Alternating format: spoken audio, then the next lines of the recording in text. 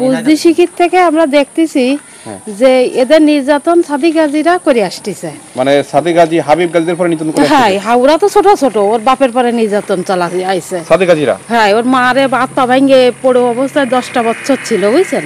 সেই অবস্থায় সে মারা গেছিল। তারপরে সেকেন্ড ওই ওর যে বাপরে মাই দিয়ে ঘরের ভিতরে রেখে গেছে, পানি খাতে চাইছে, পানির বদলে প্রসাব খাওয়াইছে।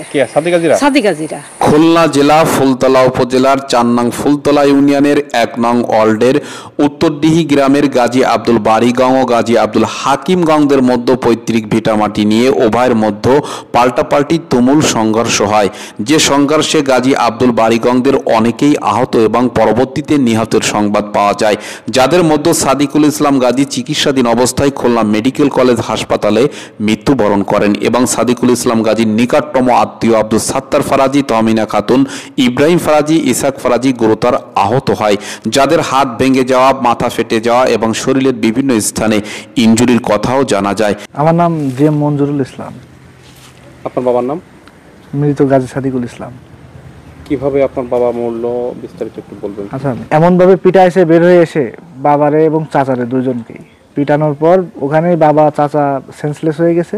বিবাদী গাজী আব্দুল হাকিম গাঁওদের হাবিবুর গাজী, তৈবুর গাজী, রেবেকা খাতুন সহ তাদের পরিবারের অনেকেই গুরুতর আহত হয়, যাদের মধ্যে রেবেকা খাতুনের মাথায় গাজী আব্দুল বারিগাঁওদের ধারালো অস্ত্রের আঘাতে গুরুতর জখম হয়ে প্রথমে ফুলতলা উপজেলা স্বাস্থ্য কমপ্লেক্সের ইমার্জেন্সিতে চিকিৎসা নেওয়ার পর কর্তব্যরত চিকিৎসক খুলনা খুমেক মেডিকেল কলেজ হাসপাতালে প্রেরণ করেন।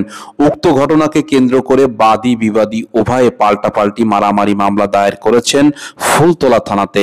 তাদের বয়ানে এমন এসেছে যে আপনারা বা আপনার বাবারা তাদের উপর আগে আক্রমণ করেছে, ওই রেবেকার পরে আক্রমণ নাকি করেছে বা তার পোতার পরে আক্রমণ করেছে। এই বিষয়টা আসলে না, এটা আপনি ওখানে ওই আশপাশে যারা আছে ওদের থেকে শুনতে পারেন, আপনি এরা ইনকোয়ারি করতে পারেন। আমি যেগুলা বললাম প্রত্যেকটা জিনিসের এভিডেন্স আছে। রেবেকার মাথায় যে আঘাতপ্রাপ্ত হয়েছে, অনেকগুলো সেলাই লেগেছে, সে শুনেছেন এখন নাকি মৃত্যুর সাথে মৃত্যুর মুখোমুখি। এটা বাজে কথা। আপনি খুলনা বাদী বিবাদীর সংঘর্ষের পরেই চিকিৎসাধীন অবস্থায় গাজী আব্দুল বারিগাঁওদের মধ্যে সাদিকুল ইসলাম গাজী গুরুতর অবস্থায় অভয়নগর উপজেলা স্বাস্থ্য কমপ্লেক্স থেকে সরাসরি খুলনা 250 বেড হাসপাতালে পাঠানোর 2 দিন পর সাদিকুল ইসলাম গাজীর শরীরের বিভিন্ন স্থানে আঘাতজনিত কারণে মৃত্যুবরণ করেন। উক্ত বিষয় নিয়ে মৃত সাদিকুল ইসলামের পরিবার একটি হত্যা মামলা দায়ের করেছেন ফুলতলা থানাতে, মামলা নাম্বার 6। কথা বলতে পারছে? হ্যাঁ, কথা বলেছে। কার নাম বলে গেছে? তার বলেছে তবিবুরির নাম, হাবিবুরির নাম, ওর ভাগ্নে হাসিব, তারপরে আসাদ, তারপরে জামাই সাদাত, আসলাম, এদের নাম। আমি বলতেছি তুমি তো বাইরের কেউ ছিল কি? তা কয় না, বাইরের কোনো লোক ছিল না, এরা কয়জনই হাকিম গাজী। হ্যাঁ, এদের নাম। দলিল লেখক সাদিকুল গাজীর মৃত্যুর ঘটনার পর ঘটনাস্থল উত্তরদিহি এলাকাতে অনুসন্ধানে সংবাদকর্মীদের ক্যামেরায় বের হয়ে আসে আসল চিত্র। সাদিকুল ইসলাম গাজীর মৃত্যু, রেবেকা খাতুনের গুরুতর অবস্থায় মাথায় ধারালো অস্ত্রের আঘাতে শয্যাশায়িত সহ উভয় পক্ষের ব্যক্তিবর্গের গুরুতর আহতর ঘটনা ছিল। গাজী আব্দুল বারিগাঁও ও গাজী আব্দুল হাকিম গাঁওদের পৈতৃক ভিটা মাটি বা জমিজমা সংক্রান্ত বিরোধ। এ বিষয় নিয়ে এলাকার সাধারণ জনগণ, সাদিকুলের পরিবার, তৈবুরের পরিবারের সদস্যদের সাথে মত বিনিময় করে সংবাদকর্মীরা ঘটনার গভীরে অনুসন্ধান করেন। এখানে দোষ কার, প্রকৃত দোষ কার একটু বলুন তো? আমার ওই সাদি গাজীরা, এরাও জানে 50 বছর এরা মার খাচ্ছে। মানে হাবিব গাজীরা মার খাচ্ছে, আমরা মার খাচ্ছি। সাদি গাজীরা না, ওর বই তো ওর গাজী, হাবিব গাজী, হাকিম গাজী, এরা মার খাচ্ছে 50 বছর। এরাও তো জানে। হ্যাঁ, সাদি গাজীদের কাছে। হ্যাঁ, আজ 50 বছর ধরে মারতেছে। আমার মার এই জায়গা ভাঙে সে খবরে যাতে পারিনি, জোড়া ডানিয়ে এই যে ঠেলছি গেছে, এই দেখো অবস্থা। আপনার মারিছে? আপনার মারিছে কে? এদিন মারিনি, ছিল কে? মারিল সাদি গাজী। সাদি গাজী মারছিল। সাদিকুলের পরিবার বলছে, আমরা আইনগতভাবে আমাদের পিতা বা পিতামহদের রেখে যাওয়া সম্পদের অগ্রাধিকার রাখি, যা আইনগতভাবে কোর্টের রায় নিয়ে ভোগ দখলে ছিলাম, যেখানে আমাদের রোপণকৃত কয়েকটি বৃক্ষ আমার পিতা সাদিকুল ইসলাম কাঠ ব্যবসায়ীদের কাছে বিক্রয় করার পর আব্দুল হাকিম গাজী গাঁওদের মধ্যে হাবিবুর গাজী, তৈবুর গাজী ও তার ভাগিনারা মিলে বাধা প্রদান করে এবং বিক্রয়কৃত কাঠ আটক করলে আমার পিতা বিষয়টি জানতে চায় তাদের নিকট। ঠিক সেই মুহূর্তে ওত পেতে থাকা হাবিবুর গাজী ও তার লোকজন আমার পিতা ও চাচাকে রড দিয়ে মেরে ঘটনাস্থলে সংজ্ঞাহীন করে দেয়।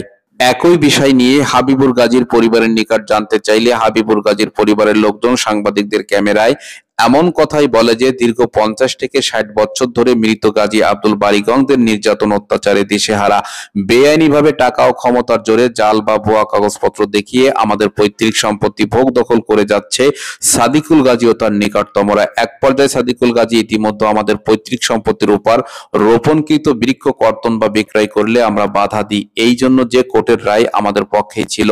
যে সকল বাধা অমান্য করে সর্বপ্রথম সাদিকুল গাজী ও তার লোকজন আমাদের বাড়িতে এসে মহিলাদের উপর অত্যাচার শুরু করে। পরবর্তীতে আমরা সাদিকুল গাজী ও তার লোকজনের সাথে বাক বিতণ্ডে জড়িয়ে পড়ি। এক পর্যায়ে উভয়ের মধ্যে সংঘর্ষ হয়। যে সংঘর্ষের সূত্র ধরে সাদিকুল গাজীর লোকজন ও আমরা গুরুতর আহত হই।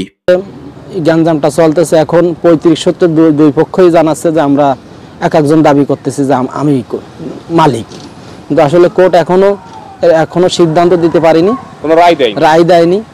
এখন তার মধ্যে দুই পক্ষ মারামারি করে একজন নিহত হয়েছে। যাদের মধ্যে সাদিকুল গাজী সম্প্রতি খুলনা 250 বেড হাসপাতালে মৃত্যুবরণ করেছেন। সমীকরণে এমন তথ্য পাওয়া যায় দীর্ঘ একটি সময় ধরে মৃত গাজী আব্দুল বারী গং ও আব্দুল হাকিম গাজী গংদের মধ্যে উক্ত জমি জমা সংক্রান্ত বিরোধ নিয়ে দেওয়ানি মামলা চলমান রয়েছে।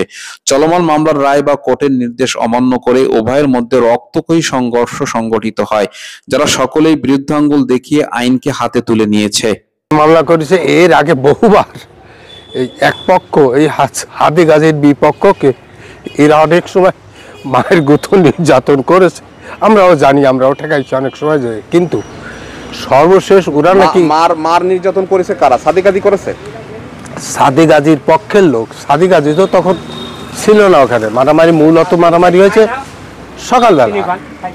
এ সকল বিষয় নিয়ে ফেসবুকের আদলে খবর অভয়নগর নামে ফেসবুক পেজ থেকে বাংলাদেশ জামায়াতে ইসলামের রাজনৈতিক ইস্যু টেনে পানি ঘোলাটে করার চেষ্টায় লিপ্ত হওয়ার অভিযোগ উঠেছে স্থানীয় ফুলতলা উপজেলার জামাতের নেতৃবৃন্দের নিকট হতে।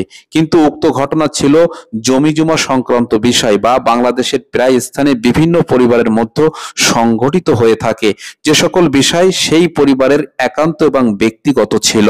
সাদিকুল ইসলামের করুণ মৃত্যুতে জেলা জামাতের সহ সেক্রেটারি প্রিন্সিপাল গাউসুল আজম হাদি ও ফুলতলা উপজেলা জামাতের আমির অধ্যাপক আব্দুল আলিম মোল্লা তাদের বাড়িতে যান সমবেদনা জানাতে এবং সাদিকুল মোল্লার কবর জিয়ারতের পাশাপাশি তার পরিবারকে ন্যায়ের পক্ষে থাকার ব্যাপারে আশ্বস্ত করেন। ওই হাদি স্যার ছিলেন, আলিম স্যার ছিলেন, আমি ওনাদের কাছে যাই। হাদি স্যার, আলিম স্যার কি জামাতের? জি জি। কোন পর্যায়ের লিডার? একজন জেলা পর্যায়ের লিডার আর একজন উপজেলা পর্যায়ের লিডার। তাদের সাথে কমিউনিকেশন হয়েছে আপনার? জি, আমি কথা বলছি, পার্সোনালি কথা বলার পর ওনারা আমাকে নিশ্চিত করছেন যে ওনারা অন্যায়ের সাপোর্ট করেন নাই এবং ফিউচারেও করবেন না।